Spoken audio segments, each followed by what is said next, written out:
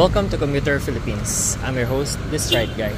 At nandito tayo ngayon sa Rojas Avenue, kanto ng Claro M. Recto. Ayan. Subukan nating mag-commute mula dito papunta ng airport. Try natin yung one ride lang.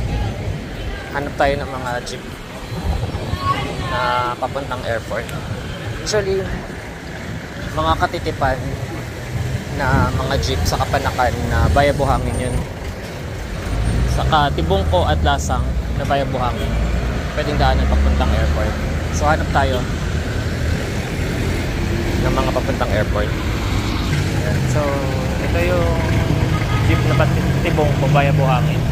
Try nating sakyan. So dadaan ang jeep sa may G-Mall, sa may Abriza, pero hindi na dadaan ng SM Lanang. Iikot yan dyan sa may flyover, tapos papuntang Buhangin. Okay. Kapag galing naman kayo ng SM City Davao, ang sakyan nyo ay Panakan, at tapos baba kayo ng Panakan Crossing. Pagdating ng Panakan Crossing, sakay kayo pabalik ng Buhangin, tawid lang kayo sa kabila at makakarating na kayo ng airport. So ito yung ruta niya. Yan yung mapa na dadaanan sa Buhangin proper. Tapos dadaan niya ng NHA. Kapag galing naman kayo overland transport terminal, try nyong sumakay ng mga bus na papuntang Tagum.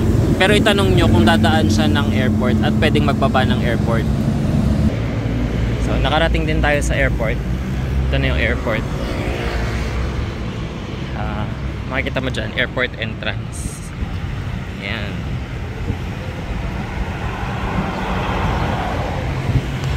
Tapos pagkagaling ka ng kabila, dadaan ka sa underpass. Yan yung underpass. Ayan. Yan yung tatawid. Kabila.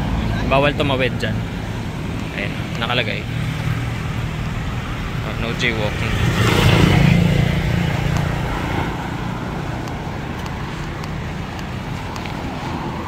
Yan na yung Davao International Airport or F. Bangoy. Davao International Airport. Alright, so thank you for watching. Don't forget to like, share, and subscribe to my YouTube channel.